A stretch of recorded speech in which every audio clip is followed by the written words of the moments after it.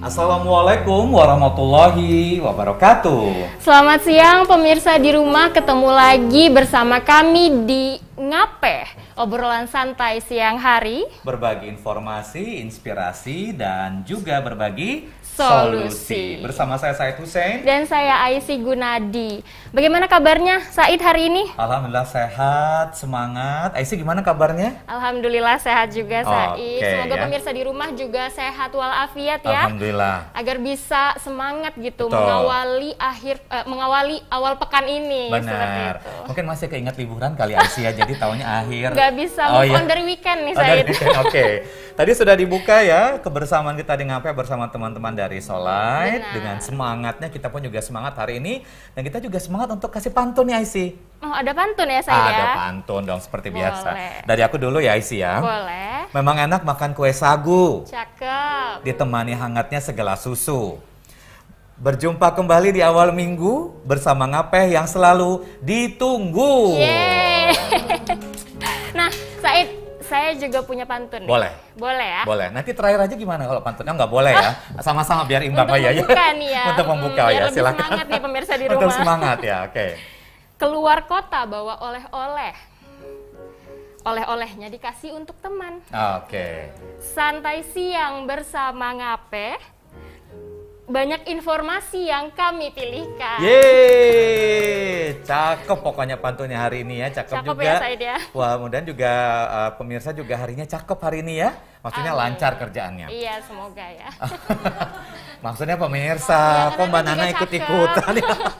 Oke, tak lupa seperti biasa ya, IC di sini kita akan mengajak pemirsa untuk senantiasa patuh dan taat pada protokol kesehatan. Iya, benar sekali Said, karena kita masih berada di tengah pandemi yang nampaknya masih belum berakhir nih. Untuk yang belum vaksin juga harus vaksin ya.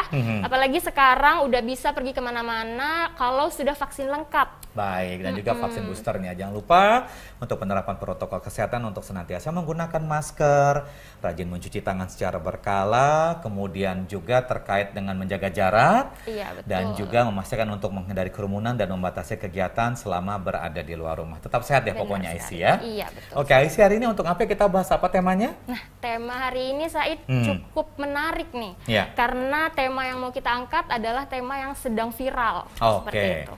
Temanya adalah dampak sosial terhadap fenomena Crazy Rich instan. Waduh, sayang banget ya. Siapa sih yang nggak pengen kaya ya kan? Punya jet pribadi, punya apartemen, punya penthouse ya kan? Iya betul, apalagi pelaku Crazy Rich ini memamerkan kekayaannya di media sosial. Di tengah pandemi seperti ini kan kita lebih banyak waktu luang ya Said ya. Benar. Jadi kita melihat hal-hal seperti itu jadi gampang tergiur nih. Pengen juga Pengen jadi juga Crazy kayak Rich Crazy Rich, instan. benar ya, bahaya ya. Untung saya nggak follow. Oh salah ya, bukan begitu ya. Oke. Nah, tema inilah yang kita bahas pada Ngapeh hari. Tapi sebelum kita membahas tema kita punya berita dulu nih terkait yang juga viral yang seperti disampaikan IC, yaitu tentang kelangkaan minyak goreng. Nah, begitu. kita punya informasinya untuk Anda. Inilah dia informasi selengkapnya. Ya, saudara, dalam waktu dekat ini pemerintah Kota Tarakan akan mendatangkan minyak goreng untuk memenuhi kebutuhan masyarakat. Hal ini untuk mengantisipasi terjadinya kepanikan warga dalam memenuhi kebutuhan minyak goreng menjelang Ramadan dan Lebaran. Kepala Dinas Koperasi Usaha Kecil Menengah dan Perdagangan atau DKUKMP Kota Tarakan, Untung Prayitno mengatakan dalam waktu 2-3 hari ke depan pihaknya akan mendatangkan minyak goreng.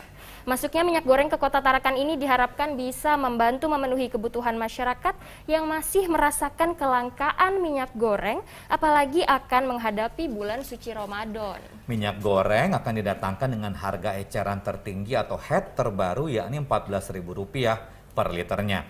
Sementara untuk merek tertentu seperti Bimoli diketahui saat ini memang belum ada kepastian untuk penerapan harga HET Rp14.000 per liter. Untung menegaskan saat ini masih ada sekitar 1.000 kardus minyak goreng yang masih tersimpan di gudang yang merupakan barang lama yang belum direfaksi dan masih menunggu dari pihak produsen. Diharapkan dengan adanya minyak goreng yang akan datang itu harganya bisa sesuai dengan HET yang sudah diatur oleh pemerintah. Itulah informasi dari Kalimantan Utara dari Tarakan ya. Dari Tarakan. Rasanya tuh kalau buka puasa tanpa gorengan tuh kayak hidup tanpa Siap apa pendamping hidup lah ya. Iya, benar. Nasi tanpa garam ya kan? Kurang lengkap Kurang ya lengkap rasanya. buka puasa tanpa gorengan ya. Benar. Jadi kita harapkan semoga minyak goreng ini bisa segera datang ya, Said ya. Kalau bisa ada di studio sih. Oh nggak bisa gitu ya. Biar bisa sekalian bagi-bagi ya Bagi-bagi, untuk pemirsa benar, KP di ya. rumah. Oke, nah kita membahas tema kita hari ini ya terkait dengan dampak sosial terhadap fenomena Crazy Rich Insan. Sebelum Iya. kita berbincang bersama narasumber, kita juga punya liputan terkait dengan tema kita hari ini. Dan inilah dia untuk Anda liputannya. Fenomena Crazy Rich saat ini tengah ramai jadi perbincangan di tengah masyarakat. Namun tidak semua orang dengan gelar Crazy Rich itu memiliki kekayaan yang sebenarnya. Di zaman serba digital saat ini hampir semua orang menggunakan media sosial. Anak-anak hingga orang dewasa tidak luput memanfaatkannya sebagai ruang ekspresi diri. Crazy Rich terus mengiang di telinga. Fenomena global sepertinya terutama di era sekarang ini banyak anak muda usia belum matang tapi berpenghasilan selangit. Hampir setiap hari kita menyaksikan para miliarder muda lalu lalang di depan mata lewat gadget tentunya. Masalah itu datang ketika pamer kekayaan menjadi wabah. Adanya sosial media membuat beberapa orang semakin gencar melakukan flexing atau memamerkan sesuatu seperti sepatu mahal, rumah, mobil, maupun harta benda lainnya. Dapat disimpulkan orang yang berperilaku flexing dikonotasikan sebagai orang yang membohongi publik dengan pamer kekayaan, meski realitanya tidak seperti yang dipamerkan. Banyak pula pendapat bahwa kata flexing berarti orang yang palsu, memalsukan atau memaksakan gaya agar diterima dalam pergaulan. Meski begitu, tidak ada salahnya seseorang melakukan flexing di media sosial. Terkadang kepercayaan diri seseorang dapat bergantung pada hal-hal yang ia capai. Pencapaian ini berwujud rasa bangga yang kemudian ia pamerkan atau flexing ke media sosial untuk meningkatkan atau untuk lebih meningkatkan rasa percaya diri. Namun di sisi lain, mereka yang saat ini lagi memamerkan kekayaan harta benda sementara itu juga terhampar di hadapan jutaan mata anak negeri gejolak harga sembako, virus yang masih ada, antrian panjang, minyak goreng, mengantri bantuan, juga berbagai permasalahan lainnya sehingga memiliki dampak sosial terhadap mereka tentunya. Karena nggak pas banget ya kalau lagi misalnya pamer-pamer harta begini, tapi ada kondisi masyarakat yang juga sedang membutuhkan ya, Aisyah. Benar sekali. Terlihat seperti kurang berempati seperti itu ya Kak Said ya. Baik. Nah, kita akan membahas terkait dengan fenomena dampak sosial ini bersama narasumber. Kali ini kita akan melihat dari aspek hukum dan akan segera bergabung bersama kita. Beliau adalah Kanit 1 Subdit Fismodep Ditkrimsus Polda Kalimantan Timur, yaitu Bapak Kompol Alfredo. Selamat siang Pak Alfredo. Selamat siang Bu. Ya, Pak Alfredo, dengan tidak mengurangi rasa hormat karena kita memang dalam kondisi virtual, kami boleh dibantu Bapak tetap maskernya boleh diletakkan di sisi Bapak, jadi kita bisa tetap bertatap muka secara online, tidak masalah. Yang penting tetap sehat dan semangat selalu Pak Alfredo. Pasti. Oke. Ya, Aisyah ada yang ditanyakan? Iya, baik Pak Alfredo, terima kasih telah menyempatkan waktunya Bapak ya di tengah kesibukan Bapak pastinya, karena ini kan sedang perpindahan IKN ya. Iya, baik. Said ya.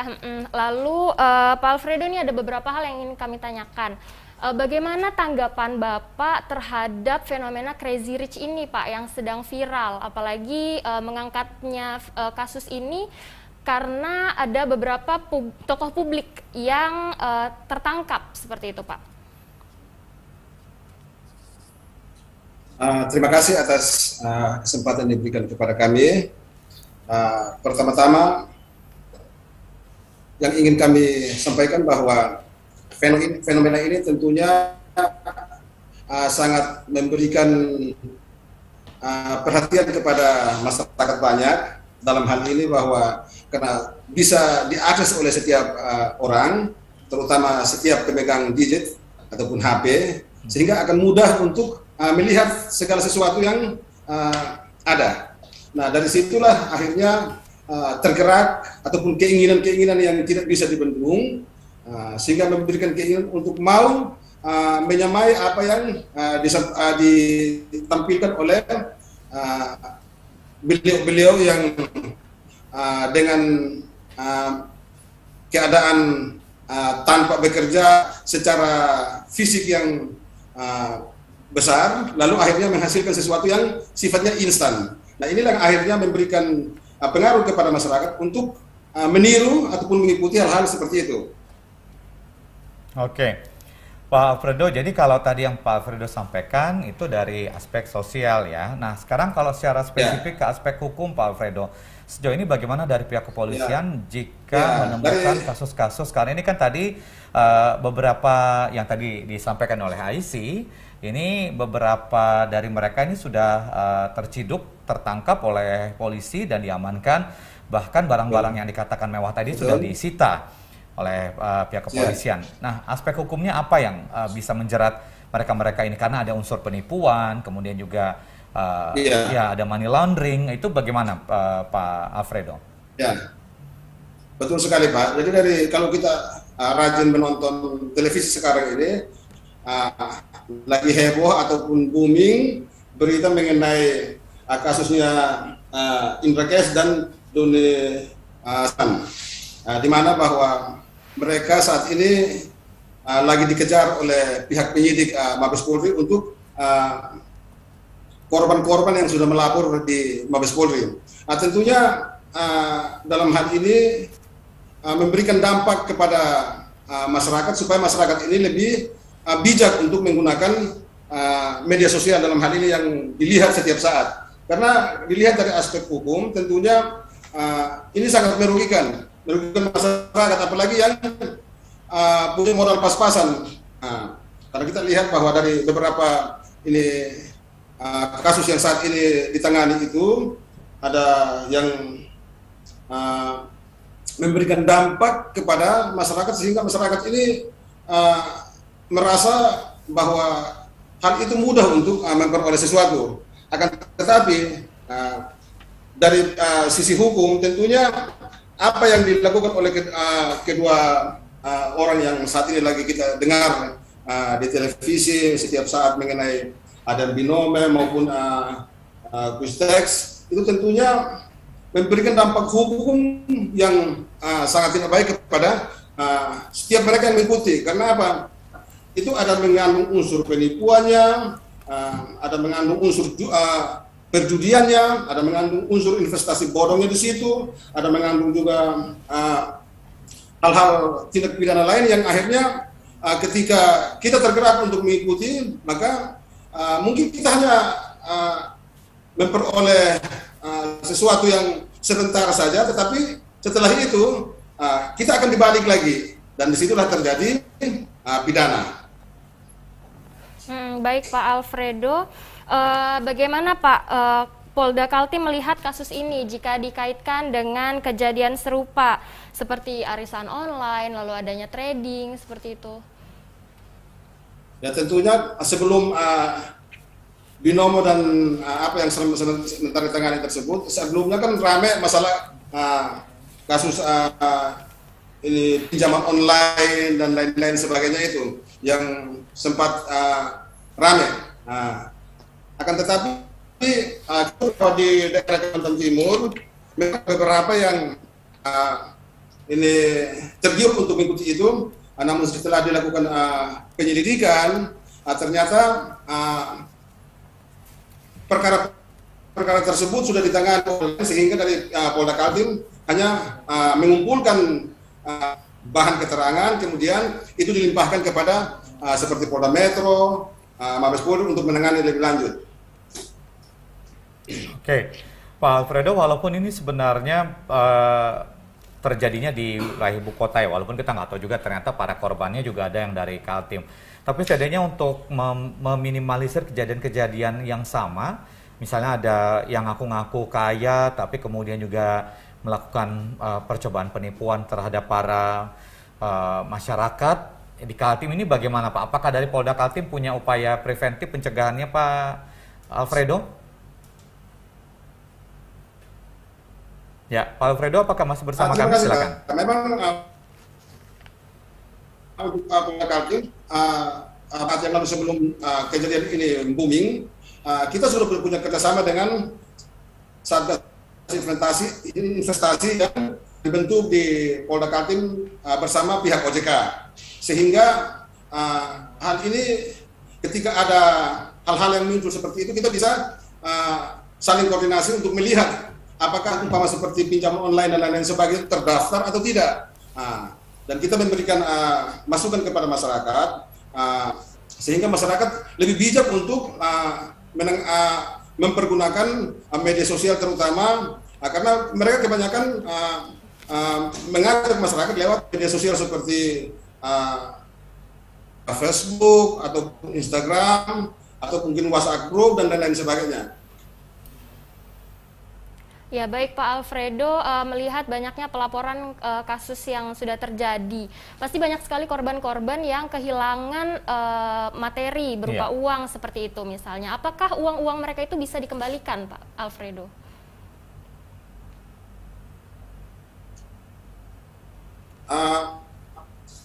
Dalam pola penanganan perkara seperti ini, biasanya kalau umpama itu terjadi di Polda Kaltim, kami biasanya menerapkan tindak pidana pencucian uang.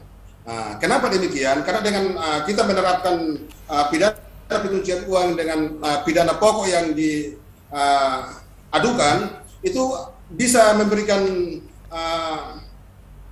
bisa memberikan kesempatan kepada pihak penyidik untuk bisa melakukan tracing aset terhadap harta kekayaan yang dimiliki oleh si terlapor, yang kemudian nanti itu bisa dikembalikan kepada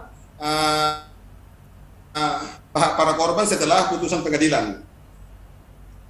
Oke, Pak Alfredo, kita sudah di sesi akhir, tapi tidak ada salahnya juga Pak Alfredo dari Polda Kalimantan Timur ada yang disampaikan Pak, himbauan sebagai closing statement, ajakan dan juga peringatan kepada seluruh masyarakat Pak agar tidak mudah teriming-iming dengan janji-janji manis yang ditawarkan oleh para crazy rich instan ini Pak. Silakan Pak Alfredo. Ya, Pak. Mungkin ada beberapa hal yang perlu kami ingatkan kepada masyarakat, mungkin ciri-ciri, umpama seperti kami memberikan contoh mengenai pinjaman online. Itu yang pertama bahwa kalau pinjaman online yang tidak resmi itu dia tidak memiliki izin dari OJK. Kemudian yang kedua, sering memberikan penawaran yang dalam menggunakan media seperti SMS ataupun WA. Kemudian bunga daripada pinjaman itu biasanya tinggi, 1 sampai 45% per hari. Nah ini bisa kita bayangkan kalau umpama kita menjadi korban seperti apa. Kemudian ada yang jangka waktunya singkat. Oleh karena itu ada beberapa tips yang ketika menemukan hal seperti ini itu bisa dihindari. Umpama yang pertama, kalau bisa jangan tergoda dengan penawaran atau pinjaman online ilegal melalui SMS ataupun WA yang menawarkan pinjaman cepat dan tanpa anggunan. Kemudian, jika menerima SMS ataupun WA atau dari pinjol ataupun dari yang lain, segera dihapus. Jadi jangan sampai setiap saat dilihat, nanti akan tergoda. Kemudian, itu perlu dicek, itu legal atau tidak ilegal. Kemudian, kalaupun itu kita butuh, pinjamlah sesuai dengan kebutuhan. Jadi jangan sampai kemampuan kita sekian, kita meminjam lebih daripada apa yang kemampuan kita untuk membayar. Ya baik, terima kasih Bapak Kompol Alfredo selaku Kanit 1 Subdit Fismodev Ditkrimsus Polda Kaltim. Semoga sehat selalu Pak ya. Salam juga untuk Bapak Kapolda. Terima kasih Bapak. Ya, terima kasih waktunya bersama kami Pak. Oke, itulah tadi ya obrolan kita bersama Pak Alfredo terkait dengan aspek hukum yang bisa menjerat bagi para pelaku ataupun juga mereka yang melakukan penipuan kepada masyarakat. Iya, betul. Dan sebenarnya ini kasus ini terus diselidiki ya secara lebih mendalam, apalagi untuk para korban-korbannya. Iya benar sekali, karena kasus ini bisa merugikan banyak orang ya, Said ya. Baik. Setelah ini pemirsa masih banyak informasi-informasi lainnya yang akan kami hadirkan untuk Anda. Untuk itu tetaplah bersama kami di Ngape.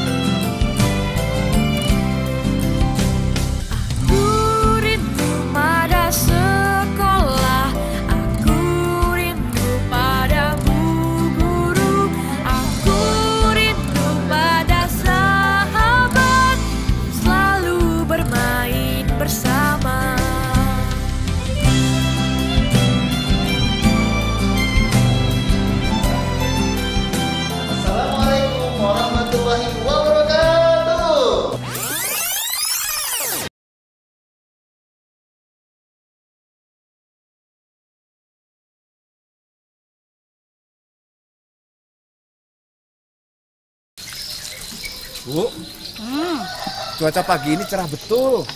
Ayo kita berjemur, biar sehat. Oh iya ya Pak ya. Gitu. Ayo.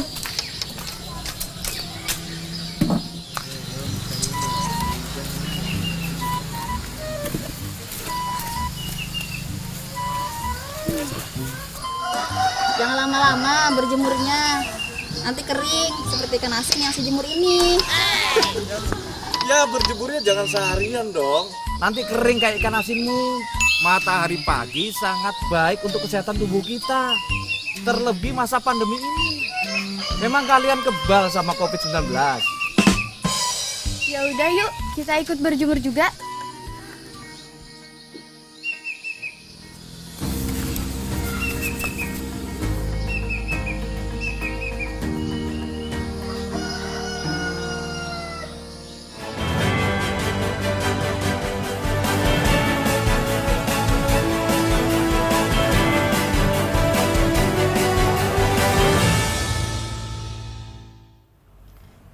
Terima kasih pemirsa, Anda masih bersama kami di Ngape, obrolan santai siang hari. Berbagi informasi, inspirasi, dan juga solusi. Masih bersama saya Said Hussein. Dan saya Aisy Gunadi. Ya, tadi sudah kita dengar ya obrolan kita bersama Pak Alfredo ya. Iya, betul. Aspek hukum yang bisa menjerat. Jadi jangan coba-coba ya untuk masuk ke ranah yang sebenarnya juga memberikan kerugian seperti tadi disampaikan Aisy. Memang sih boleh ya pencapaian hidup itu kita kita share ke orang-orang, misalnya kuliah di luar negeri atau punya mobil mewah itu boleh, Iya, tapi betul. itu tadi. Iya, karena bisa jadi flexing-flexing ini tidak selamanya menipu ya Said ya. Oke. Bisa jadi beberapa orang justru malah termotivasi gitu dengan kita memamerkan kekayaan kita seperti itu ya. Iya, tapi hati-hati jangan sampai nanti kalau kata Bu Sri Mulyani ini senang sih sebenarnya ketahuan yang pajak-pajaknya nanti bisa Iya, benar. Iya, pajak buat untuk orang kaya dan mobil-mobil mewah ataupun juga aset-aset mewah.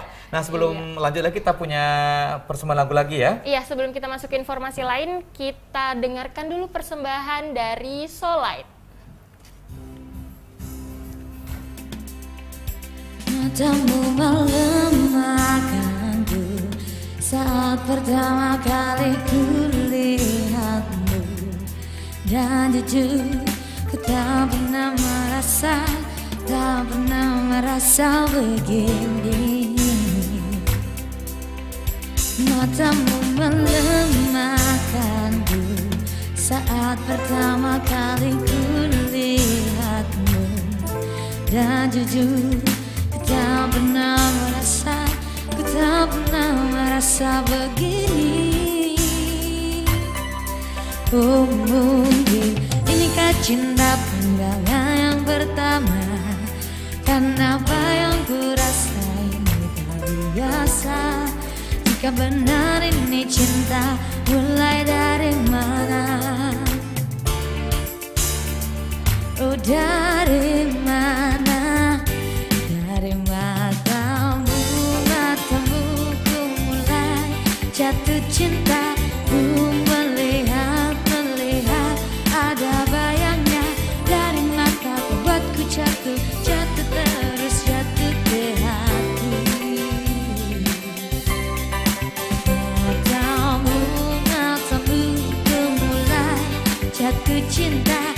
Ku melihat ada bayangnya dari mata, buatku jatuh terus jatuh ke hati. Matamu melemahkanku saat pertama kali kulihatmu, dan jujur ku tak pernah merasa begini.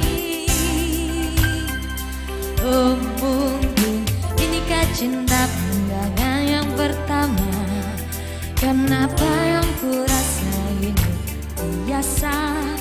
Jika benar ini cinta, mulai dari mana? Oh, dari mana? Dari matamu ku mulai jatuh cinta. Ku melihat ada bayangnya dari mata, buatku jatuh terus jatuh ke hati.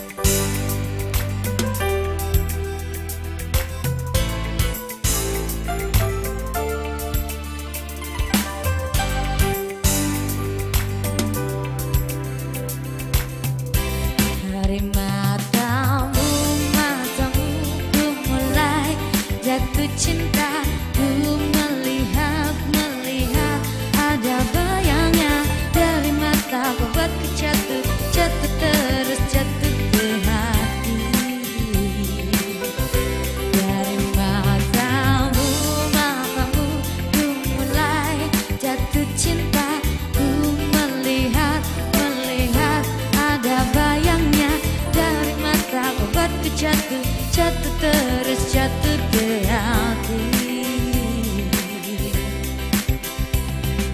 Dari mataku buatku jatuh terus, jatuh di hati. Terima kasih Mbak Nana dan Mas Denny Soullight ya, yang sudah menghadirkan lagu untuk siang hari ini. Oke. Iya, nah sekarang suasananya jadi lebih semangat lagi ya kayak Pastinya. untuk membahas mengenai fenomena Crazy Rich nih. Iya. Nah sekarang kita juga mau membahas fenomena flexing ini dari aspek lain, yaitu aspek sosial. Yang sekarang sudah hadir narasumber kita selaku pengamat sosial, yaitu Ibu Sukapti. Oke. Silakan Ibu Sukapti, selamat datang. Di ngapain Ibu? Selamat- Sehat selalu ya Bu. Selamat Silakan. siang, Mas Said, Iya. Mas Silakan, Ibu. Mbak Aizi. Mbak Isi. Oke, silakan Ibu duduk. Ya, terima kasih. Nah, sudah sama Bu Sukapti nih Bu Iya. ya. Nah, oke. Aisy tadi sebenarnya sudah banyak mau nanya juga nih Bu sama Oh, Ibu oke. nih. Iya benar sekali Iya, Ibu. iya. Gimana Ibu kabarnya sebelumnya? Sehat-sehat. Sehat ya, alhamdulillah. Ya Ibu, kita mau nanya nih untuk tanggapan Ibu mengenai flexing dan fenomena pamer kekayaan ini melalui segi sosialnya Ibu, seperti apa? Baik, Mbak Aizi, terima kasih ya. Ini memang menarik fenomena kita beberapa akhir ini ya. Flexing dan crazy rich gitu ya, Iya. memamerkan kekayaan di media sosial itu sebenarnya menurut saya itu cerminan dari masyarakat kita sendiri. Oh. Ini bukan perilaku si A, si B yang pamer, tetapi itu mencerminkan sebenarnya apa yang terjadi dengan masyarakat kita. Jadi masyarakat kita itu selama ini itu ternyata memuja-muja kekayaan. Gitu ya. Selama ini kan Uang, orang yang uang, sukses gitu iya, ya, iya, material, materi gitu Iya, materi, ya. materi, Iya. materi Jadi, ya Bu Sukapti. selama ini kita nggak disadari maupun tidak itu kita itu orang yang sukses itu ya orang yang kaya. Oh gitu. Jadi, mindsetnya tuh orang sukses Mindset orang kaya. itu. Jadi masyarakat semua gini tuh. Orang tua kalau punya menantu ya orang kaya, gitu kan. Jadi kekayaan itu menjadi satu-satunya yang dikejar oleh masyarakat itu. Jadi materialis semua gitu ya. Ya dalam kondisi itu kemudian orang yang kaya kan menjadi pede gitu loh. Iya, Saya loh di puncak keberhasilan ini. Orang-orang menginginkan kekayaan dan saya berhasil. Iya. Nah, itu jadi ada nilai masyarakat, mencerminkan masyarakat kita itu memang masyarakat yang mendukung pada kekayaan, yang sukses itu yang kaya, kalau nggak kaya itu nggak sukses gitu. Itu satu. Yang kedua itu kita mencerminkan bahwa masyarakat kita itu kan sudah konsumeristik sekali, gitu ya. Jadi belanja gitu ya. Belanja itu bukan hanya barang. Kalau mobil misalnya, kita beli mobil itu bukan hanya sekedar fungsinya untuk biar saya pergi nggak pakai taksi, bukan itu Mas Said. Tetapi itu soal kode, simbol. Loh, ini loh iya, saya iya. loh bisa beli Bisa mobil beli ini. bus ya Bu ya. Iya. Kok beli bus sih? Iya kan? Jadi mobil itu kan sebenarnya fungsinya kan untuk mengantar orang di Transportasi ya. transportasi. Tapi ada unsur gengsi ya ada Bu ya. unsur gengsi. Jadi simbol, kode, saya loh ini bisa beli, orang lain nggak bisa gitu. Iya. Jadi masyarakat kita itu sebenarnya ke arah situ. Makanya kenapa orang crazy rich, pamer-pamer di medsos itu ya memang masyarakat sedang memuja nilai Dan mereka kekayaan. dapat tempatnya itu ya, Iya. dapat tempatnya, dapat orangnya. Tapi gini Bu Sukapti, sebenarnya sah tidak ya kalau misalnya kita itu pencapaian hidup itu kita tunjukkan ke orang itu sah sebenarnya. Misalnya, ya itu tadi saya ini kuliah S3-nya di luar negeri gitu kan, di London. Pengennya sih Bu kayak gitu sih, kesampaian. Boleh loh, Mas, itu boleh. boleh. Ya. Mimpi boleh nggak apa-apa, Nggak gratis salah. ya kan. Tapi asal jangan halu ya kan. Diwujudkan aja, Mas. Boleh nggak Bu, soalnya pencapaian itu sebagai, maksudnya gini kan ada orang tuh Bu hidupnya dulu susah banget, tiba-tiba sudah merasa di puncak sukses nih, ingin menunjukkan bahwa inilah hasil kerja kerasku, itu sah nggak Bu seperti begitu? Baik, itu sah sekali kan. Siapa sih orang yang tidak ingin sejahtera? Bahkan pemerintah itu membangun itu kan orang biar sejahtera gitu. Iya. Ya, sekarang masalahnya adalah itu sudah melihat pada individualis sekali gitu ya, Oh, bahwa oke. saya hanya berhasil untuk diri saya sendiri. Nah, yang tidak tepat menurut saya adalah ketika pamer itu tidak ada rasa empati itu kepada kesenjangan kesejahteraan kita itu kan luar biasa gitu ya. Kondisi sekarang ya Bu Iya. Suparti ya. Di tengah ya. pandemi ya Ibu ya. banyak orang PHK, Betul. untuk makan aja sulit Minyak gitu ya. goreng tuh ngantri ya Bu Iya. gitu ya. Terus malah ada orang yang pamer, oh sepatu saya itu loh 200 juta itu kecil. Sikat gigi saya itu 3 juta gitu. Nah, orang yang kelas menengah ke bawah itu seandainya punya 3 juta, saya mau bayar SPP anak saya gitu. Ya ampun. Timpang sekali gitu. Nah, itu kan sebenarnya keberhasilan itu sah-sah secara individual. Iya, betul. Apalagi di zaman sekarang memang setiap orang dipacu untuk berhasil gitu. Tetapi setidaknya ada kesadaran tanggung jawab sosial gitu. Tanggung jawab sosial. Bahwa kita secara individu berhasil, tetapi secara sosial kita menjadi bagian dari solusi seharusnya. Ada persoalan apa, ada ketimpangan, ada persoalan, kita menjadi ada kerusakan lingkungan misalnya. Nah, itu kan juga menjadi tanggung jawab semua gitu. Oke. Iya, Ibu seperti yang Ibu bilang tadi bahwa kita sendiri nih sebagai masyarakat yang memberi panggung kepada si Crazy Iya, Rich betul. ini seperti Betul, itu. Mbak. Lalu bagaimana upaya menurut Ibu agar kita bisa lebih meminimalisir gitu konten-konten flexing seperti ini agar tidak merugikan diri kita seperti itu, Bu? Baik. Kontrol buat diri lah Iya, betul. maksudnya Aisy. Menarik sekali Mbak, pertanyaan Mbak Aisy ini ya. Menurut saya ini perlu ada gerakan sosial gitu ya. Artinya gini, kita itu kan sekarang sudah terlanjur mengeluh-ngeluhkan, memuja orang kaya. Orang kaya itu, wah siapa sih yang nggak pengen kaya? Iya, benar. Tetapi gini, kita mencoba ngubah nilai itu ya, orang yang berhasil itu orang yang mandiri, bertanggung jawab, Nah, itu kemudian punya empati kepada lingkungan yang rusak, kepada orang yang miskin. Nah, kita mulai mengubah mindset kita, nilai kita bahwa orang yang berhasil itu bukan hanya dilihat dari kayanya tok gitu. Nah, apa yang dipamerkan oleh Crazy Rich itu kan tentang dirinya. Bukan misalnya ada orang mengatakan, oh itu untuk memacu kok biar orang juga kaya. Tetapi Iya. kan kelihatan kontennya itu bukan tentang bagaimana cara ayo. Iya. Bukan begitu benar. kan? Tetapi menunjukkan ini loh saya, ini loh mobil saya, ini loh penthouse Malah saya. individuality tadi seperti Iya. yang Bu Suparti bilang. Jadi yang konten pesan yang mau disampaikan ke masyarakat itu kan pesan keberhasilan. Saya loh berada di status sosial yang tinggi. Gengsi saya luar biasa. Bukan soal bagaimana mengajak orang untuk bersemangat ayo. Miskin, saya dulu miskin, Iya, sekarang iya. jadi kayak bukan begitu kan? Bukan mengenai Tapi- prosesnya, Ibu, iya. ya. Jadi ada usaha-usaha, kecuali kalau begitu itu berarti mengajak orang untuk punya harapan tinggi gitu ya, mengubah nasib gitu. Tapi ini kan tidak. Jadi kita sebenarnya masyarakat itu sebagai penonton Iya, ya, iya. follower di media sosial itu kan kita bilang jangan menjadi follower orang-orang yang seperti itu. Selama followernya banyak, ketika kita pamer followernya banyak ya itu akan menyuburkan. Iya, iya. Iya, Itu kan, jadi kita punya peran sebenarnya, kita bisa. Tadi memberikan panggung buat Iya mereka betul, juga, kata ya, Mbak Aisy menyediakan panggung. Nah itu tepat sekali menurut saya. Kita Oke. ngapain menyediakan panggung untuk orang yang begitu?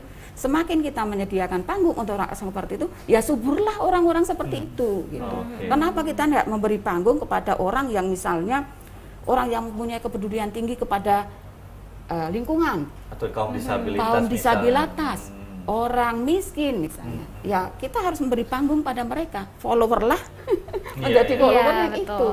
itu salah satu Mbak. Tapi itu menurut saya sih usaha besar. Tapi bisa dimulai dari masing-masing individu. Ya. Berarti Dari dunia, kalau dari perspektif sosial ini ada tidak Bu sebenarnya keilmuan yang membahas fenomena seperti ini? Apakah memang ini baru terjadi di zaman kita bermedia sosial, ataukah sebenarnya dulu-dulunya tuh sebenarnya juga ada ya Iya. fenomena ini terjadi di masa-masa walaupun teknologi belum berkembang seperti sekarang Bu? cuma Suparti? belum terungkap saja ya. Iya, belum kayaknya. terungkap misalnya Bu. Kalau dulu sebelum media sosial gejala gini ya, Iya. menjadi ini Karena kan sekarang kita ini ada medianya kan. bertumpu pada media sosial, semua kehidupan sosial. Nah, dari kalau soal orang kaya, super kaya itu dari dulu ada, gitu ya. Tetapi memang tidak ada wahana, gitu ya, untuk pamer. Dan biasanya pamer saatnya dulu itu lebih kepada peran sosial orang kaya itu. Orang kaya kalau dulu diakui kan peran sosialnya, oh misalnya orang kaya di komunitas, oh Pak Lurah misalnya, Pak Iya, Camat. iya. Nah, dia dituntut untuk memiliki peran sosial sehingga baru diakui.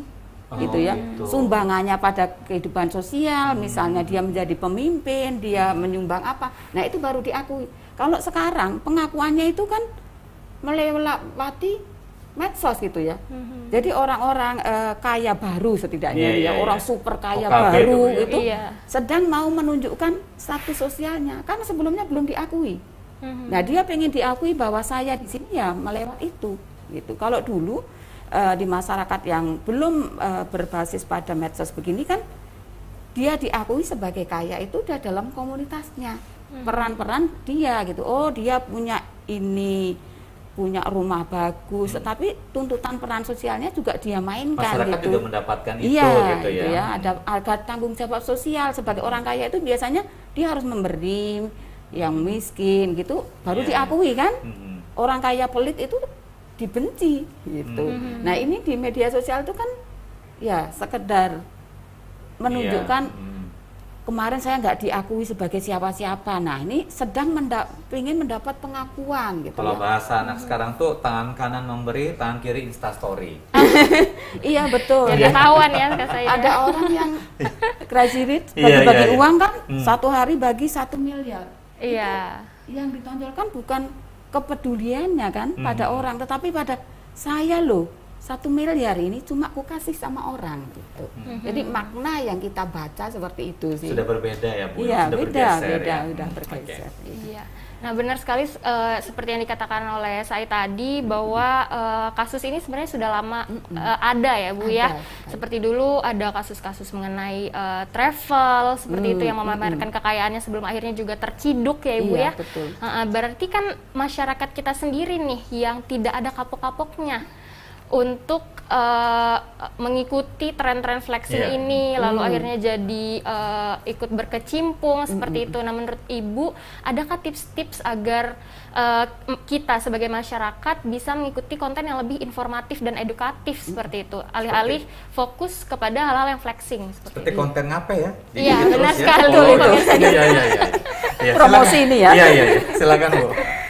Baik, sebenarnya ada ya tips-tips. Kita itu kan sebenarnya informasi, pengetahuan apapun sudah tersedia. Kita tinggal mau mengambil informasi yang mana gitu ya, yang berguna untuk kita gitu ya. Untuk mengerem kita itu bisa terjerumus ke dalam banyak hal gitu ya. Jadi ada kesadaran dari diri kita untuk tidak terjerumus ke sana, berarti saya perlu mengedukasi diri sendiri untuk bidang itu. Misalnya investasi bodong gitu ya. Iya. Sekarang kan dengan investasi sekian akan dapat sekian dalam waktu cepat. Nah, kita kan sudah mental instan nih. Gitu ya. Jadi orang yang sedikit punya modal, sedikit punya simpanan, wah kalau dia bisa kaya sekaya itu ya saya juga bisa nih mau mengikuti itu. Nah, mumpung ada modal sedikit, ada tawaran investasi bodong, ya kita ikut.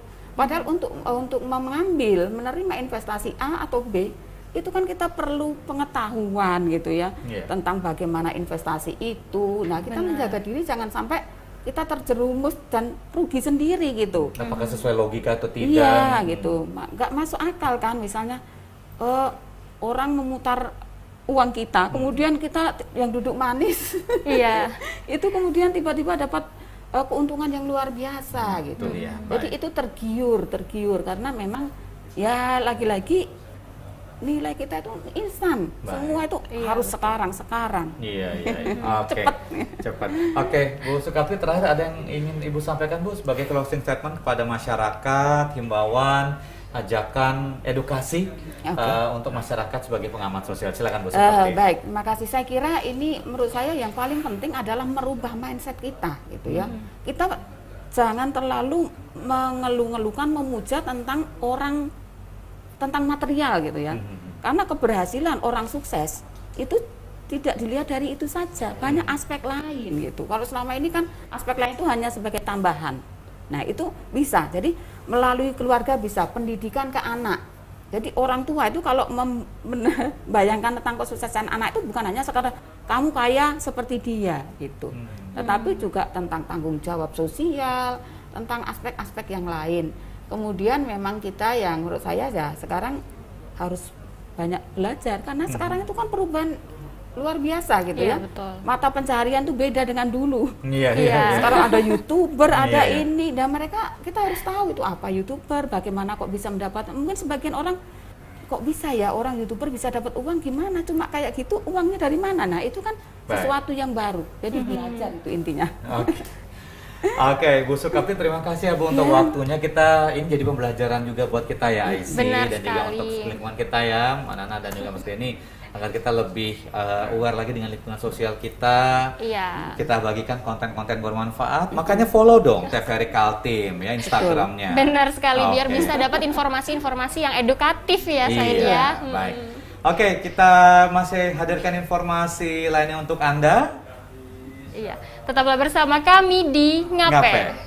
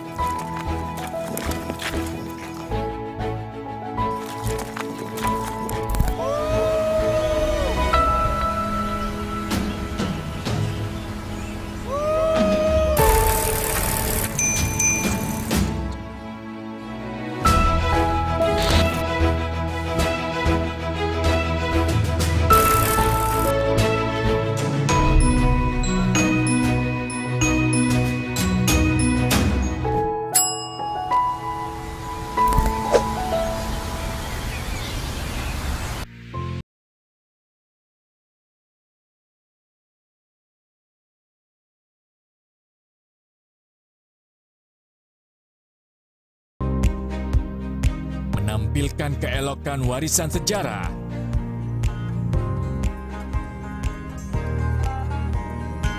mahakarya budaya tradisional, bersatu padu dengan budaya modern.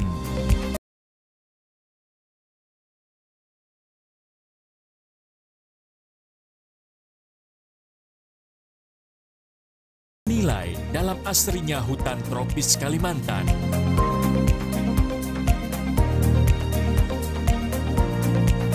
Berpadu debur ombak, menyisir di atas pasir nan lembut. Pesona nirwana di timur Kalimantan.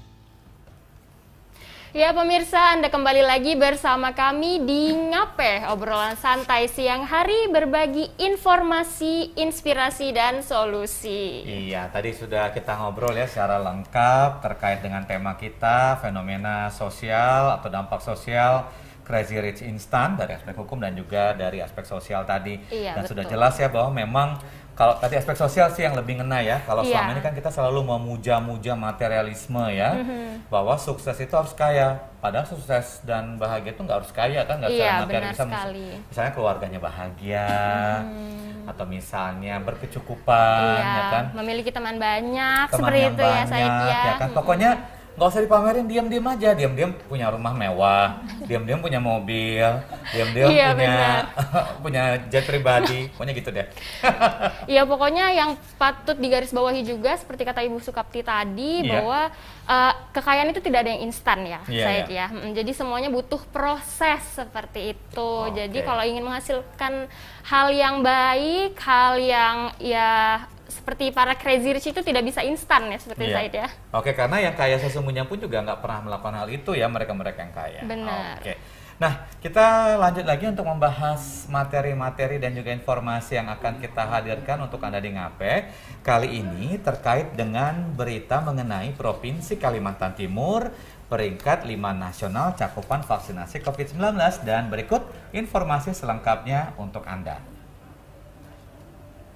Ya, saudara, capaian vaksinasi COVID-19 di Provinsi Kalimantan Timur cukup baik, lantaran masyarakat telah terlibat hingga hari ini telah mencapai 97,49 lebih. Bahkan secara nasional, cakupan vaksinasi di wilayah Kalimantan Timur mampu menduduki peringkat kelima secara nasional. Pelaksana tugas Kepala Dinas Kesehatan Provinsi Kalimantan Timur, Masitah, dalam press release-nya mengatakan Provinsi Kalimantan Timur berada di peringkat 5 tingkat nasional dengan cakupan vaksinasi COVID-19 terbanyak. Berdasarkan data yang ada per 7 Maret lalu, cakupan vaksinasi dosis pertama telah mencapai 97,49%. Kemudian untuk dosis kedua juga sudah mencapai 97,24%, sedangkan untuk vaksinasi booster atau dosis ketiga mencapai baru sampai 7,03%. Capaian vaksinasi ini cukup baik dan pihaknya sangat mengapresiasi semua pihak, baik penyelenggara maupun keterlibatan masyarakat. Lantaran semua pemangku kepentingan telah terlibat hingga hari ini. Masitah menyampaikan bahwa cakupan vaksinasi di kabupaten dan kota memang berbeda. Namun demikian, berdasarkan data hampir semua kabupaten dan kota untuk dosis pertama telah berada di atas 90% dan hanya Kutai Kartanegara yang masih belum mencapai 90%. Sementara dosis kedua hampir semua kabupaten dan kota di Kalimantan Timur berada di atas 70%, kecuali Kutai Kartanegara dan Mahakam Ulu yang masih di angka 98 dan 63%. Untuk itu pihaknya terus mendorong dan mengingatkan masyarakat untuk tetap patuh menjalankan protokol kesehatan meskipun grafik kasus COVID-19 di Kalimantan Timur terus mengalami penurunan. Secara umum perkembangan kasus positif COVID-19 terjadi penurunan. Namun demikian fakta yang terjadi, penularan virus masih berlangsung. Dengan demikian masyarakat diharapkan harus tetap waspada dan tidak bisa memungkiri dengan terjadinya lonjakan kasus di sejumlah wilayah yang padat penduduk seperti Kota Balikpapan, Kota Samarinda, Kabupaten Kutai Kartanegara akan terus terjadi peningkatan jika masyarakat abai terhadap protokol kesehatan. Jangan sampai abai deh sama protokol kesehatan ya. Iya betul sekali Said. Vaksinasi itu juga sangat penting ya pemirsa ya, agar kita bisa meningkatkan imunitas diri. Jangan sampai COVID aja nih yang terus berkembang. Ada COVID siluman lagi seperti akhir-akhir ini, Omikron siluman, COVID-nya terus berkembang, tapi kitanya tidak berkembang imunitasnya ya Said ya. Jadi harus, kalau saya sih agak berkembang sih ya, karena di rumah aja. Nah, bobot badan maksudnya. Oke, yang jelas protokol kesehatan harus dijalankan ya, tetap dimanapun dan kapanpun. Ngomong-ngomong soal Crazy Rich ini, saya mau tanya juga dong sama Mbak Nana sama Mas Denny, tanggapannya dong soal Crazy Rich yang kemarin-kemarin itu sempat viral. Menurut Mbak Nana gimana tanggapannya? Kaget ya kan? Mbak Nana follower juga Mbak? Ngikutin juga lah ya beritanya ya. Kan kaget juga, tiba-tiba udah ada ini aja apa namanya Penangkapan, berita kan kalau mereka berdua ditangkap gitu. Soalnya kan dilihat kayak baik-baik aja gitu. Tapi ya untuk pemirsa semua ya jangan sampai tertipu. Karena kita bener tadi kata Ibu tadi ya, nggak mungkin kita dapat uang secara instan. Kalau mau dapat uang ya kerja gitu ya. Kayak kita ini lah ya. Harus kerja keras ya. Semangat cari uangnya. Oh ya tuh dapat. Tuh udah disemangatin. Udah disemangatin. Mungkin Harus lagu lebih semangat berikutnya ya. mungkin lagu berikutnya lagu semangat mencari uang nggak ada ya. Oh ya. Oke. Oke, dan seperti biasa, IC di Ngapeh ini kita punya segmen khusus untuk membahas terkait dengan berita-berita hoax. Iya. Atau misalnya disinformasi yang sering beredar di media sosial atau di grup obrolan misalnya ya kan, itu kan biasanya ada. Iya, biasanya ada di grup-grup WhatsApp tuh ya saya ya. Okay. Dan di sini kita mau membantah berita-berita hoax itu. Iya, salah satunya ada berita dari mana ini Said? Ya, ini informasi nanti kita juga tampilkan di layar Anda terkait dengan Ukraina mengancam akan menarik kemerdekaan Indonesia. Coba kita lihat. Nah, ini dia postingannya. Telah beredar di media sosial Facebook sebuah unggahan video yang bertuliskan ngelawak, tolak resolusi PBB, Ukraina ancam tarik kemerdekaan Indonesia. Anda siapa? Berita terkini. Faktanya, klaim yang mengatakan bahwa Ukraina mengancam akan menarik kemerdekaan Indonesia adalah salah. Dilansir dari Kompas.com, hingga kini tidak ditemukan adanya informasi yang menyebutkan Ukraina mengancam akan menarik kemerdekaan Indonesia. Video tersebut merupakan kutipan berita dari beberapa media daring, diantaranya pemberitaan dari Kompas.com yang berjudul Indonesia dinilai tak berpihak ke Ukraina meski setujui resolusi PBB, dan ini alasannya. Dan Detik.com berjudul hanya Indonesia Indonesia yang dinilai mampu akhiri invasi Rusia ke Ukraina. Jadi terkait dengan apa yang kami tampilkan ini di layar Anda, bahwa Ukraina mengancam akan menarik kemerdekaan Indonesia, ini adalah kategorinya adalah disinformasi. Iya, betul sekali Said. Sayang sekali kalau seandainya para pejuang dulu sudah berjuang demi kemerdekaan negara kita, terus tiba-tiba akhirnya ditarik kemerdekaannya oleh Nggak Ukraina semudah ya. itu ya, nggak semudah Tidak itu. semudah itu, Ferguson. benar. Ya jadi Ferguson. Oke, dan informasi terkait dengan hoax ini akhirnya mengakhiri kebersamaan kita untuk ngapai hari ini. Ya, Iya, betul sebuah sekali. lagu nanti yang akan menutup kebersamaan kita seperti biasa dari Solite. Kita ketemu nanti esok hari juga dengan tema-tema menarik lainnya ya. Iya, betul. Dan jangan lupa juga dukung terus Migrasi TV Digital Indonesia ya Said ya, karena bersih gambarnya, jernih suaranya, dan canggih teknologinya. Kita bertemu lagi besok pukul 11.30 hingga 12.30 waktu Indonesia Tengah. Akhirnya dia Aisy Gunadi Dan dia saya Tusen. Kita berdua pamit. Terima kasih. Salam sehat selalu. Selamat siang. Dan Wassalamualaikum sampai warahmatullahi wabarakatuh dan sampai jumpa. biar kompak.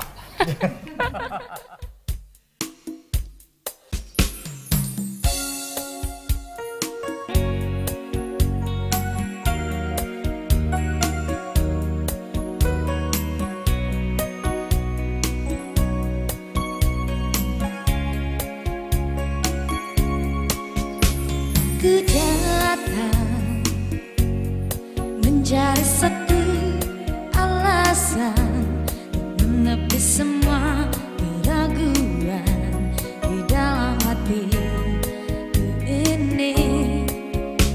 Benarkah bahwa cinta mampu mengobati segala rasa sakitku ini? Ingin ku percaya, ku yakin cinta selalu mengerti. Ku yakin cinta tak salah. Ku yakin cinta kan saling percaya. Na na na na.